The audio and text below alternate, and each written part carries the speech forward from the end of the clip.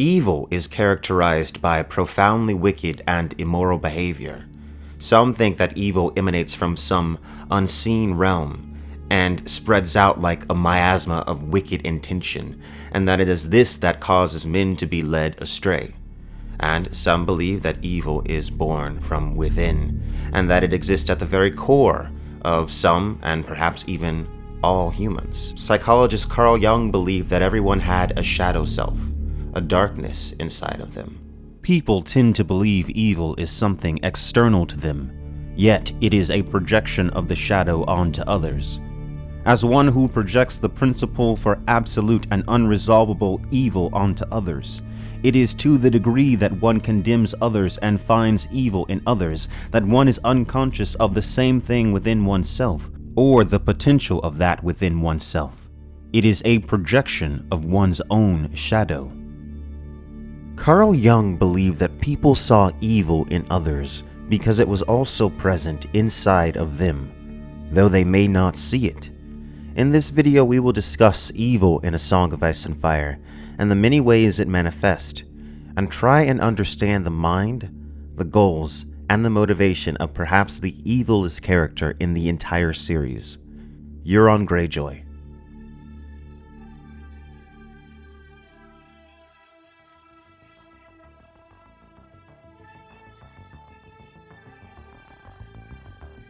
To understand evil, we first have to understand morality. The concept of evil is directly tied to morality. Morality, put simply, is the structure by which we judge what is right and what is wrong. The problem is, people's views on morality are highly variable. Some would say that morality is defined by well-being. When comparing options, the choice that will lead to the least amount of suffering, under this definition of morality, would be considered the moral choice. This viewpoint describes one kind of objective morality. Another kind of objective morality would be morality that is dictated by the divine. In this viewpoint, right and wrong depend on the will of a god. Anything in opposition to that god's will, under this viewpoint of morality, would be considered immoral. There are also viewpoints which consider morality to be subjective. This is the idea that what is moral and what is immoral differs from situation to situation. This is also called moral relativism. In this viewpoint, what is considered moral is not based upon a concrete standard, but instead is relative to culture and even just the way someone feels about a situation. Many would actually argue that subjective morality is the only kind of morality, because morality itself is always based on the value judgments of an individual or individuals. And since value is subjective, then morality must necessarily be subjective. So basically, morality is very complicated, and we're not going to be able to reconcile these different viewpoints in this video. Instead, let's take a look at the morality of some of the characters from the series and how they act upon it. Melisandre, for instance, believes in objective morality. What she considers to be wrong and right is dictated entirely by the will of the Red God. Nothing done in service of the Red God can be wrong in Melisandre's viewpoint. Melisandre is a zealot, and her zealotry makes her extremely dangerous. Because of it, she is willing to commit acts that would be considered heinous by many. Her intent to burn Edric's Storm, for instance. Sir Davos could only see evil in such an act, where Melisandre saw the necessity. To her, it was the will of God that the boy die. But in Davos's mind, no benevolent god could ever allow such horrors to be committed in his name. And this moves us to the key flaw in Melisandre's kind of morality: the problem of evil. If the Red God is good and all-powerful as Melisandre's religion suggests, then how is his benevolence reconciled with the existence of evil in the world? Logically, either the Red God has the power to stop evil but chooses not to, which would make him complicit in that evil and therefore not benevolent, or the Red God does not have the power to stop the evil in the world, in which case his omnipotence cannot be. Nevertheless, to Melisandre, the boy's life was worth what she claimed the Red God promised in return. To wake dragons from stone. To Davos, it was not. How many boys dwell in Westeros? How many girls? How many men? How many women? The darkness will devour them all, she says. The night that never ends. She talks of prophecies, a hero reborn in the sea, living dragons hatched from dead stone. She speaks of signs and swears they point to me. I never asked for this, no more than I asked to be king. Yet dare I disregard her? He ground his teeth. We do not choose our destinies. Yet we must do our duty. No? Great or small, we must do our duty. Melisandre swears that she has seen me in her flames, facing the dark with Lightbringer raised on high. Lightbringer. Stannis gave a derisive snort. It glimmers prettily, I'll grant you, but on the black water this magic sword served me no better than any common steel. A dragon would have turned that battle. Aegon once stood here as I do, looking down on this table. Do you think we would name him Aegon the Conqueror today if he had not had dragons? Your Grace, said Davos. The cost. I know the cost. Last night, gazing into the hearth, I saw things in the flames as well. I saw a king, a crown of fire on his brows, burning, Davos. His crown consumed his flesh and turned him into ash. Do you think I need Melisandre to tell me what that means? Or you? The king moved so his shadow fell upon King's Landing. If Joffrey should die, what is the life of one bastard boy against a kingdom? Everything, Davos said softly.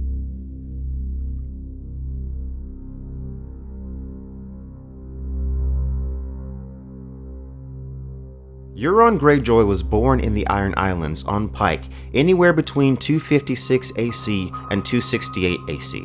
Euron might have been born the way he is. He seems to have no empathy for those around him. He seeks only his own pleasures. He seems to enjoy the act of causing others to suffer. He does not seem to love. He does not seem to feel.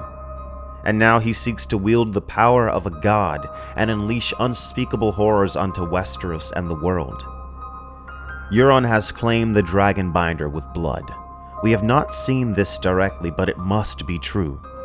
When the time comes, I think Euron will claim one of Dany's dragons for his own, binding it with the ancient Valyrian sorcery. The question then becomes, what does Euron do with his dragon? First, Euron will deal with his brother. Euron no doubt anticipated Victarion's betrayal. Perhaps he depended on it. And as we know, kinslaying means nothing to a man like Euron, who has already killed several of his own brothers. Victarion will likely attempt to bind the dragon, and might even try to use it against Euron, not understanding that it is his brother, not he who the creature obeys. And this may be the point where Moqorro's ominous prophecy comes true. The Lord of Light has shown me your worth, Lord Captain. Every night in my fires, I glimpse the glory that awaits you. Much seems to suggest that Euron will burn his brother Victarion with his newly tamed dragon. But Euron could not hope to use his dragon against Daenerys. Though she could not fully control them, she would still have two. And we do not yet know to what degree Euron understands Dany's own power over her children. Regardless, Euron does not necessarily want to fight with Daenerys. He wants to join her, and the dragon is perfect leverage. I do not believe that Euron will be able to claim a second dragon. Once he mounts his first, it shall remain his until his death. We know that a non-Valyrian mounting a dragon is rare, but it is not entirely unheard of either. But here it does not matter. From the beginning, the Valyrians were able to mount dragons through sorcery, which is exactly what Euron has. His bloodline is irrelevant. Euron understands that bringing Daenerys to his side will be far better than attempting to fight her. But would Daenerys, fire and blood as she is, accept his offer? Would she bend to the man who has stolen her child and now seeks to force her into a marriage? Or would she resist him? While under the influence of the shade of the evening, Aeron Damphair has a vision of Euron and his mate. He seemed more squid than man, a monster fathered by a kraken of the deep, his face a mass of writhing tentacles. Beside him stood a shadow in a woman's form, long and tall and terrible, her hands alive with pale white fire. Dwarves capered for their amusement, male and female, naked and misshapen, locked in carnal embrace, biting and tearing at each other as Euron and his mate laughed and laughed and laughed. Could the woman seen in the vision be Daenerys? The possibility is there. 3 women stand out to me as Euron's potential mate. Cersei, who has demonstrated a seeming fondness for fire, which could explain the pale white fire in her hands. Also, the description of long, tall, and terrible seems to match Cersei. The description of shadow in a woman's form immediately makes me think of Melisandre, who is a shadow binder. The description long, tall, and terrible could also apply to her. And of course, Melisandre and fire are also closely related. And lastly, Daenerys. Dany isn't exactly long, tall, and terrible, and shadow in a woman's form also doesn't seem to fit her. But the description of pale fire seems to fit Daenerys perfectly. And the fact that we know Euron intends to marry Daenerys only seems to imply this even more. But as I asked before, would Daenerys choose to join Euron and partake in his evil? Let's talk about Dany's own morality. Daenerys may have a ruthless streak, but she is not the type to relish in the suffering of others. Daenerys, having been a slave herself, intuitively understands why slavery is wrong, but she is still able to adapt and allow some former slaves in Meereen to sell themselves back into the servitude of the wealthy. To Daenerys, the free will of her subjects mattered more than her own ideals of what is right and what is wrong. In her mind, it would have been wrong to force them to remain free, giving up the only lives they ever knew when they did not wish it. Dany's moral system seems to be subjective and based on well-being, a form of moral relativism as I mentioned earlier. Even if she did not fully appreciate Euron's evil immediately, she would soon see it, and I don't believe she could be complicit in it. I think the woman in Euron's vision is in fact Cersei Lannister. I believe Daenerys will permanently lose influence over one of her dragons. Euron will likely flee Slaver's Bay with one of the dragons in his possession. Now that we've got Euron's intent with the Dragonbinder out of the way, let's rewind for a bit. Euron gathered men of faith from all around the globe. Warlocks of Qarth, Septons of the Seven, a Red Priest of R'hllor. Euron does not believe in the gods, at least not in the way others do. But what he might believe in is the power of blood sacrifice. I've talked about religious beliefs in A Song of Ice and Fire before. George R. Martin has never confirmed or denied the existence of gods in his universe. It is entirely possible for magic to exist without deities. We know that many have used blood magic to achieve their goals, and they have done this in the service of many so-called gods. The Children of the Forest supposedly used blood sacrifice to conjure the Hammer of the Waters. All Valyrian magic was said to be rooted in fire and blood, and even the Bloodstone Emperor of legend was said to have engaged in blood sacrifice. Perhaps the power lies within the blood itself. Entire belief systems could have formed around something that was just innate about their world and their existence. What seems to matter about magic in A Song of Ice and Fire is intent and sacrifice. There is always trade-off, but the arcane forces of their world can be manipulated by those with enough knowledge. I believe that there are many with different pieces of wisdom, but none with all of it. The Crow's Eye has been to Valyria. He has tasted the shade of the evening. I believe there was something in Valyria that moved him to his current path. What it is I cannot say for sure, but if I had to make a guess, I would say a stone of some sort. Something which fell from the sky. This would mirror the story of the Bloodstone Emperor, who worshipped a black stone that fell from the cosmos and brought on the first long night according to Eastern legend. Whether or not a stone is there, Euron in his travels seems to have collected a great deal of arcane wisdom, and seems to have somewhat of a grasp on how to use it. At the very least, he understands sacrifice. The crow's eye has fed your drowned god well, and he has grown fat with sacrifice. Words are wind, but blood is power. We have given thousands to the sea, and he has given us victories. Euron's sacrifice of the holy men, including his own brother, could merely be to grant him safe passage across the sea to Daenerys Targaryen. Or there could be more. Euron desires power that no other man wields. It was mentioned seemingly randomly that Lord Celtigar possessed a magic horn that had the power to summon krakens from the deep. Lord Celtigar had many fine wines that now I am not tasting, a sea eagle that he had trained to fly from the wrist, a magic horn to summon krakens from the deep. We don't know what became of the horn.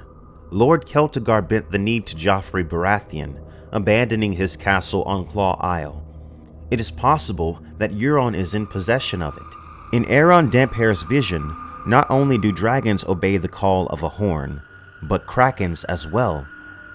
The Celtigars have likely possessed the horn for quite some time. At some point someone must have tested it, but none of them would have likely known to or have been immoral enough to do what Euron is doing to activate it. To summon the Kraken, it seems as though Euron must give holy blood to the sea. When the Kraken obeys Euron, he will command the power of the drowned god. This was Makoral's vision in A Dance with Dragons. One most of all, a tall, twisted thing with one black eye and 10 long arms, sailing on a sea of blood. It is possible that Euron could harness the power of both the dragon and the Kraken, greatly tipping the balance in his favor. Daenerys could not hope to send ships full of Dothraki across the narrow sea if Euron could summon a creature of the deep to pull down the ships of the already sea-weary Dothraki. As Quaithe told Daenerys, "To go west, you must go east. I believe that Dany will unite the Khalasars as foretold in the prophecy, and blocked by Euron's power will lead them east past the mountains of the Morn, through the Grey Waste, and into Westeros, where Daenerys will likely encounter the others before she could hope to deal with Euron and Cersei." Euron had intended to mate with Daenerys, and many have pondered over this line from A Feast for Crows. "No, to make an heir that's worthy of him, I need a different woman. When the Kraken weds the dragon brother, let all the world beware." Who is this him that Euron refers to? I believe he speaks of himself. Euron thinks of himself as a deity, deserving of worship. The child of Daenerys Targaryen would symbolize his greatness, but the child of Cersei Lannister will have to do instead. If Euron does in fact end up controlling both a literal Kraken and a dragon, then the quote can be looked at an entirely different way. Euron will rule the sea and the air. Few would be able to stand against him. The world should in fact be wary of a seeming psychopath with that kind of power, and Daenerys may be one of the few who has a chance of standing against him. Euron wants more than the Iron Throne. Euron wishes to be feared and worshipped as no king has before. With Dragon Flame, Euron will have no qualms about reducing those that disobey him to ash. Euron, with the power of a Kraken, could threaten trade all along the narrow sea.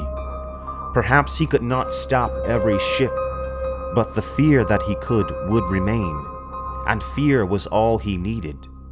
I believe that Euron will likely marry and kill Queen Cersei, fulfilling the Valonqar prophecy, as some have suggested. And as Daenerys struggled against the cold and the dark, Euron would have plenty of time to establish himself before he would need to face an inevitably weakened Daenerys Targaryen. Euron has no issue with committing terrible acts to achieve his goals. The fact that he feels no empathy has always made him more dangerous than the average man. But utilizing the tools he has gathered, Euron will finally become what he has dreamed to be, a god king on Earth. And if he has to reduce Westeros to ash to achieve this goal, he will, regardless of the death and suffering that it causes. Thank you guys so much for watching. If you liked the video, make sure you like and subscribe. And if you want to support this channel, consider clicking the Patreon link in the description. Also, check out the Ideas of Ice and Fire subreddit, also in the description. I've got lots of new science fiction book coverage coming to this channel. If you want to check out some of the science fiction books that I've already covered, just check out the front page of my YouTube channel. I've got Hyperion already on there. I've got some Dune already on there. I've got some Foundation already on there. New, we're going to have Ringworld. We're gonna have the Culture series by Ian Banks. This is one of my personal favorite, just kind of one-off science fiction books, Stranger in a Strange Land by Robert Heinlein. It's an absolute classic. So all this and more coming to the YouTube channel, and I'm very excited.